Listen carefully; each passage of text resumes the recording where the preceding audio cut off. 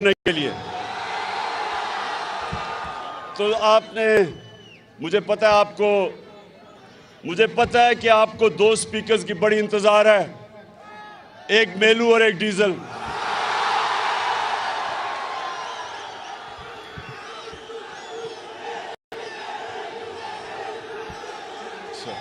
बस अच्छा, Edwards college और नौजवान फैकल्टी, टीचर्स, देखें, आपने अब बड़े आराम से और इत्मीनान से मेरी बात सुननी है, और उसके बाद हम इंशाल्लाह नारे भी लगाएंगे, मेलू को भी याद करेंगे और डीजल को भी। अच्छा, देखें, नंबर वन चीज, सब प्लीज सुने। नंबर वन, जो मुल्क की यूनिवर्सिटीज और कॉलेजेस होते हैं, ये गौर से सुननी है मेरी बात आपने। जो मुल्क की पॉलिटिकल लीडरशिप, वो हमेशा उस मुल्क की प्रीमियर इंस्टीट्यूशंस में बनी जाती है। ऑक्सफोर्ड और कैम्ब्रिज सदियों तक इंग्लैंड की पॉलिटिकल लीडरशिप, हर किस्म की लीडरशिप दो यूनिवर्सिटी से निकलती थी, ऑक्सफोर्ड और कैम्ब्रिज से। जितनी बेहतर तालीम, उतने बेहतर लीडर। सो मैं आज आपको लीडरशिप के ऊपर बात करने आया हूं। सबसे पहले लीडरशिप आपको याद रखना होगा, अभी नहीं, कि जो दुनिया की तारीख का सबसे बड़ा लीडर ना कभी आया है ना आ सकता उससे ज्यादा, वो हमारे नबी सल्लल्लाहु अलैहि वसल्लम थे। कभी भी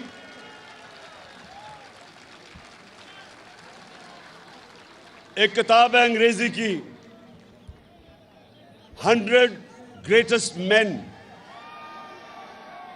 जो किताब है 100 ग्रेटेस्ट मैन, एक पता नहीं हार्ट उसका नाम है, उसने किताब लिखी हुई है। उसमें नंबर 1 जो दुनिया की तारीख का, वो कहता है सबसे ग्रेट आदमी वो हमारे नबी सल्लल्लाहु अलैहि वसल्लम थे। और वो क्यों थे? अब मैं देखिए, आप फ्यूचर लीडर्स हैं, और मैं आपको बेसिक लीडरशिप की क्वालिटीज देना चाहता हूं। और आपने अभी नारे नहीं मारने, क्योंकि ये तो जलसा हो गया। मैं तो सोचा था कि मैं आपको तरबियत करके जाऊंगा यहां से। सॉरी। सो देखें, सुने, जो हमारे नबी सल्लल्लाहु अलैहि वसल्लम ने पहली चीज मदीना के अंदर की, वो थी रूल ऑफ लॉ, कानून की बालादस्ती, इंसाफ, अदल। ये बुनियाद रखी थी उस माशरे की जिसने चंद ही सालों के अंदर दो सुपर पावर्स को, रोमन एम्पायर और पर्शियन एम्पायर को गिरा के कई 100 साल तक मुसलमान दुनिया की सुपर पावर रहे, और उन्होंने दुनिया की इमामत की। तो उसकी जो बुनियाद रखी गई थी वो रूल ऑफ लॉ पे थी। और रूल ऑफ लॉ मैं आपको समझा दूंगा क्या होता है। रूल ऑफ लॉ होता है जो इंसान के माशरे को और जानवरों के माशरे को फर्क करता है। जानवरों के माशरे में रूल ऑफ लॉ नहीं होता, माइट इज राइट। जिसकी ताकत वो कानून के ऊपर, और कमजोर के लिए कोई प्रोटेक्शन नहीं होती जानवरों के माशरे में। इंसानों के माशरे में हमेशा कानून के नीचे सब होते हैं, कोई कानून से ऊपर नहीं होता। तो जब एक कुरैश की लड़की ने चोरी की और वो लोग आ गए हमारे नबी सल्लल्लाहु अलैहि वसल्लम को कहते कि वो कुरैश की लड़की है, इसको सजा ना दें। तो उन्होंने कहा कि अगर मेरी बेटी भी चोरी करती तो उसको भी मैं सजा देता, कोई कानून के ऊपर नहीं। और फिर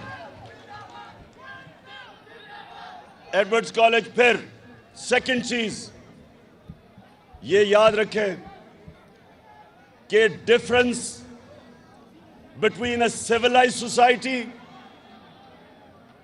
and a barbaric society is one, जिसको हमारे नबी सल्लल्लाहु अलैहि वसल्लम ने कहा कि तुम्हारे से पहले बड़ी कौमें तबाह हुई। जब एक कमजोर चोरी करता था तो वो जेल में, लेकिन जब ताकतवर चोरी करता था तो उसको पकड़ा नहीं जाता था, उसको एनआरओ मिल जाता था। 1500 साल पहले उन्होंने कह दिया, अभी अभी अभी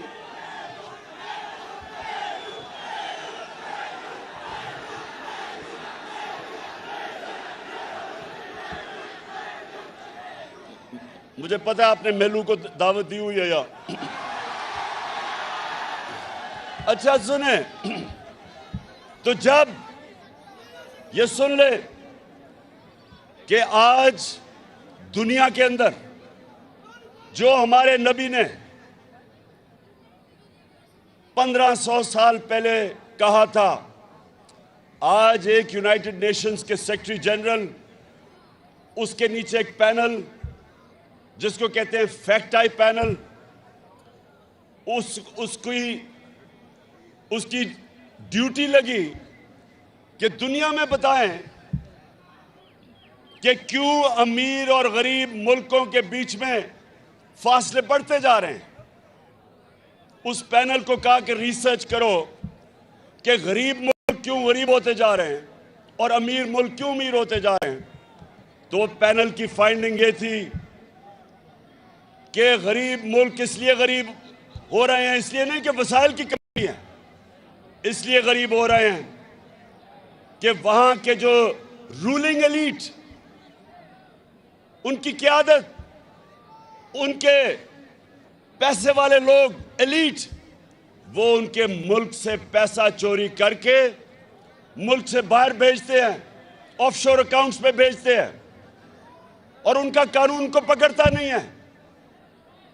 और जब ताकतवर या प्राइम मिनिस्टर या उसके मिनिस्टर जब वो मुल्क का पैसा चोरी करके बाहर भेजते हैं, मुल्क का दिवालिया निकल जाता है, मुल्क मकरूज हो जाता है, उस वो मुल्क में गुर्बत हो जाती है।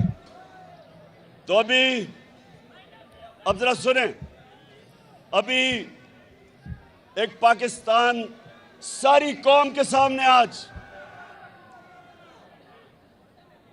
एडवर्ड्स कॉलेज सुनो, सारी कौम के सामने आज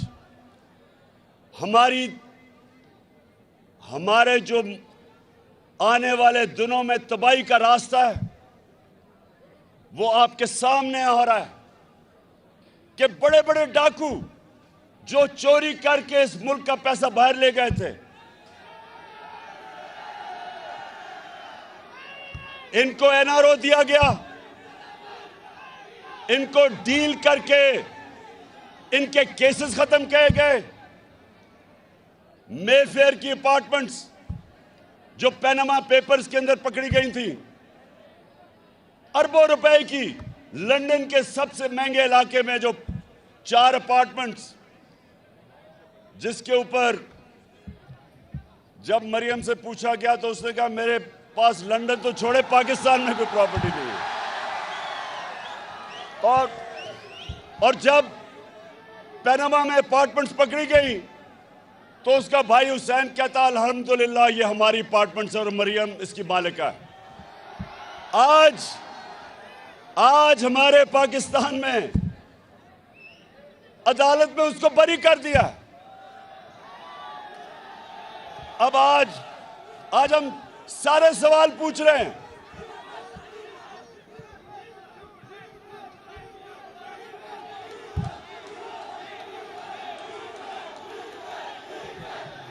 क्या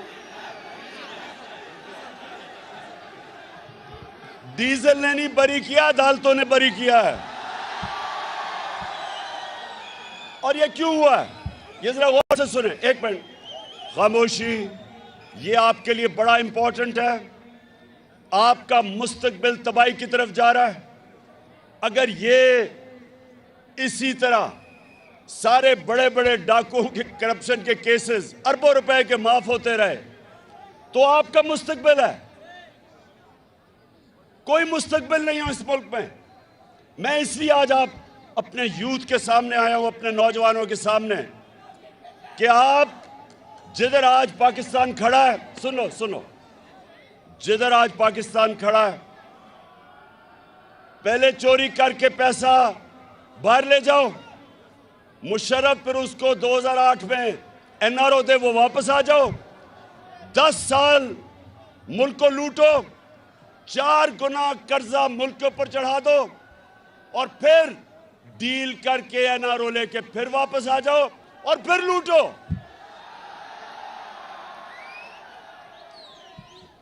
किसी भी मुल्क में जब ये होता है, कोई मुस्तकबिल नहीं है उस मुल्क का, क्योंकि मुल्क मकरूज हो जाता है। ये लोग इनके बच्चे अरबोपति बन जाते हैं।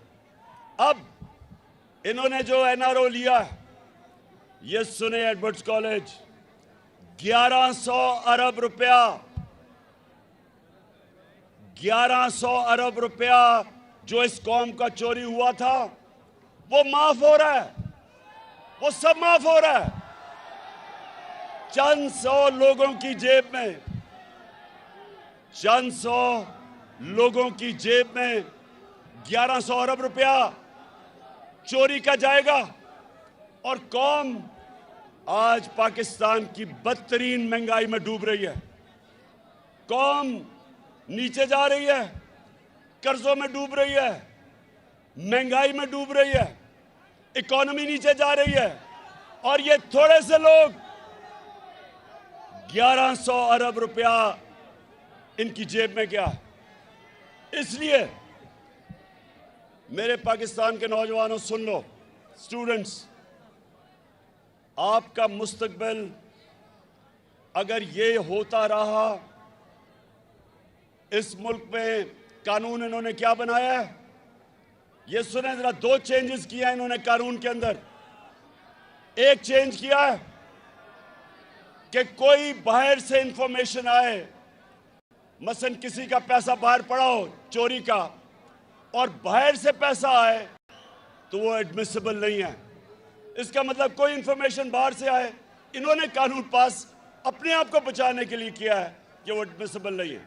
और दूसरा, सारी दुनिया में वाइट कॉलर क्राइम पकड़ने के लिए अगर मैं गवर्नमेंट में हूं, मेरे सासे मेरी आमदनी से बहुत बढ़ गए हैं, तो मेरी जिम्मेदारी होती है बताए कि किधर से पैसा आया। इन्होंने वो कानून चेंज कर दिया। अब इनको पता है कि ये सारे जो 4 अरबों रुपए के महलात लंदन में, इनको पता है ये शरीफ खानदान के हैं, लेकिन ये कह रहे हैं नैब को कि तुम साबित करो कि इनके, वो कर ही नहीं सकते। इसका मतलब कि व्हाइट कॉलर क्राइम पकड़ी जा ही नहीं सकती। इसका मतलब कि पाकिस्तानियों को एक पैगाम दिया है कि अगर डाका मारने तो बड़ा डाका मारो, छोटा चोर सिर्फ पकड़ा जाएगा, बड़ा डाकू यहां नहीं पकड़ा जाएगा। और आज मैं इस मुल्क के जो मुहाफिज हैं, मैं आज उनसे सवाल पूछता हूं, कि क्या अगर डाकू एक घर को लूट रहे हो तो क्या चौकीदार कह सकता है कि मैं न्यूट्रल हूं?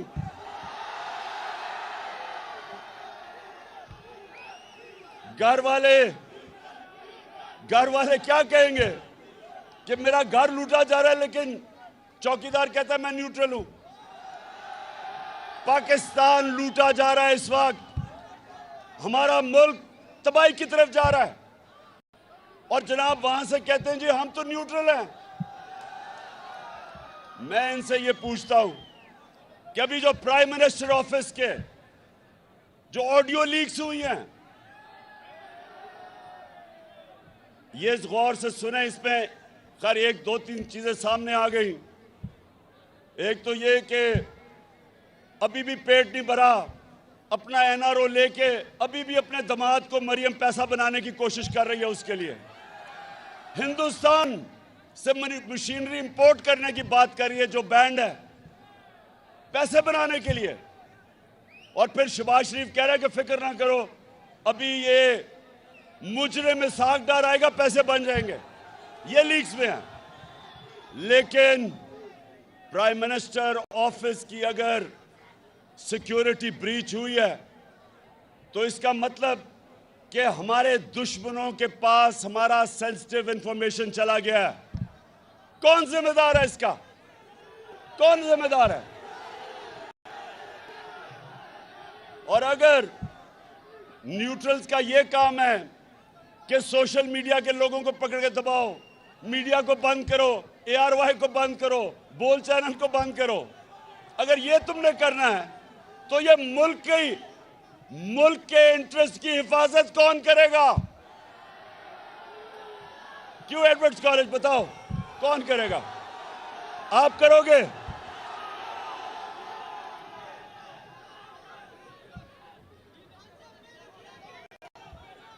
तो एडवर्ड्स कॉलेज, मैं ये चाहता हूं, ये अपने ज़हन में डाल लो, जब भी कोई कहे ना कि मैं सियासी नहीं हूं, जब भी वो कोई कहे कि मैं गैर सियासी हूं, तो ये समझ रहा हूं कि उसमें और जानवर में कोई फर्क नहीं है।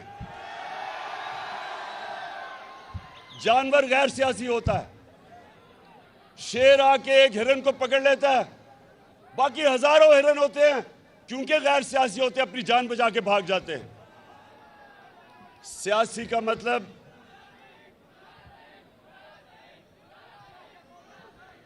एरिस्टोटल ने 2500 साल पहले, एडवर्ड्स कॉलेज सुनो, बहुत बड़ा स्कॉलर था ग्रीक, एरिस्टोटल। 2500 साल पहले वो कहता है कि अगर माशरे में जुल्म और नाइंसाफी हो तो सब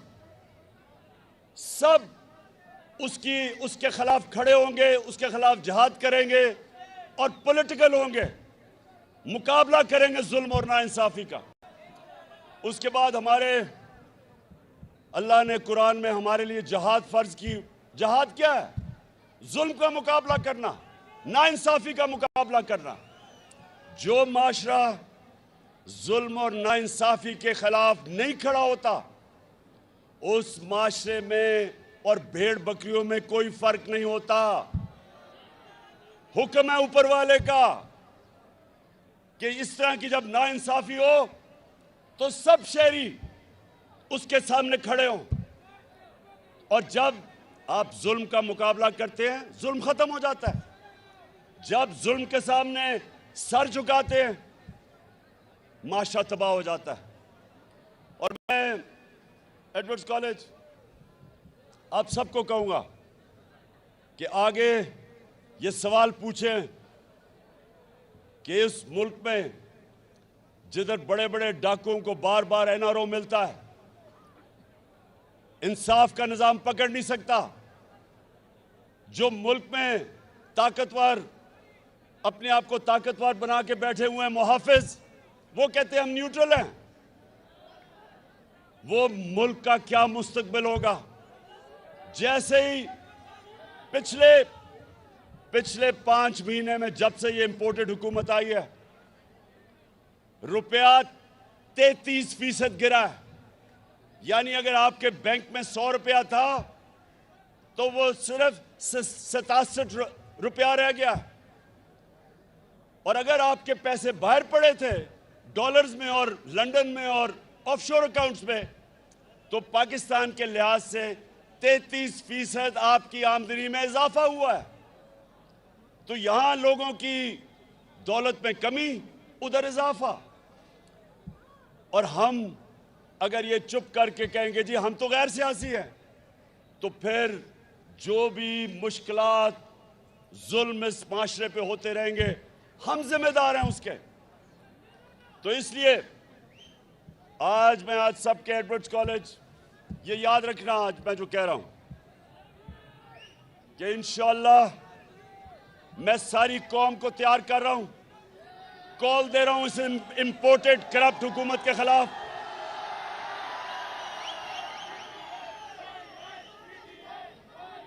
मुझे अगर अकेले भी निकलना पड़े मैं इनके खिलाफ निकलूंगा। ना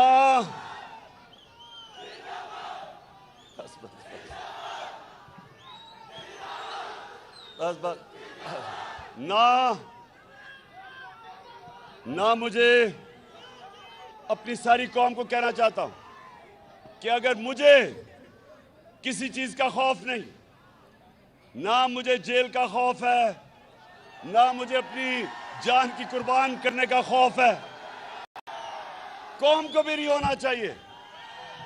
क्योंकि हमारा जब अल्लाह से आप दावा करते हैं ला इलाहा इल्लल्लाह कि नहीं है कोई सिवा अल्लाह के, कोई खुदा अल्लाह के सिवा नहीं है, किसी के सामने नहीं झुकते सिवाय अल्लाह के, आपके अल्लाह खौफ दूर कर देता है। तो मैं अपनी कौम को भी आज तैयार कर रहा हूं कि मैं किसी सूरत ये जो मेरी कौम पे डाका डाला जा रहा है इन चोरों का, मैं ये कभी नहीं एक्सेप्ट करूंगा और मैं अपनी कौम को तैयार करूंगा। कॉल की सारे मेरे इंतजार करना, और जब मैं कॉल दूंगा इंशाअल्लाह उसके बाद कोई वापसी नहीं होगी।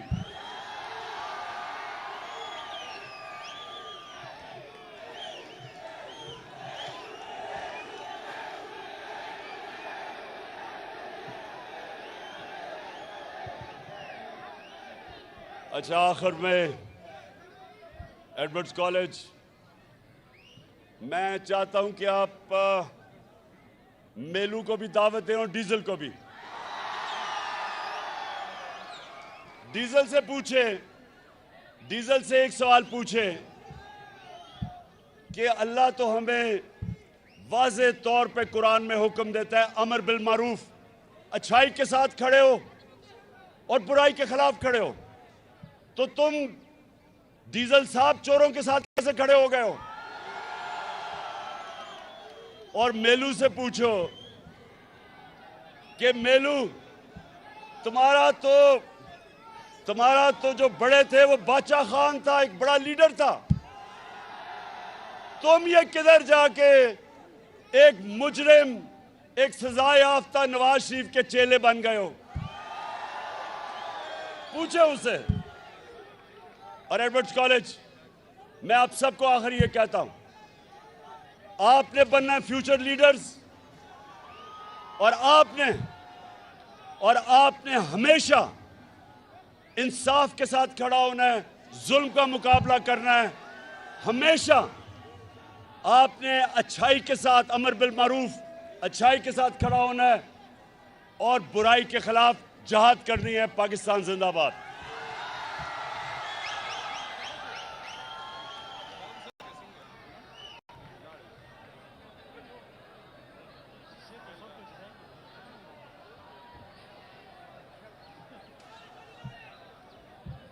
बेटा सबर,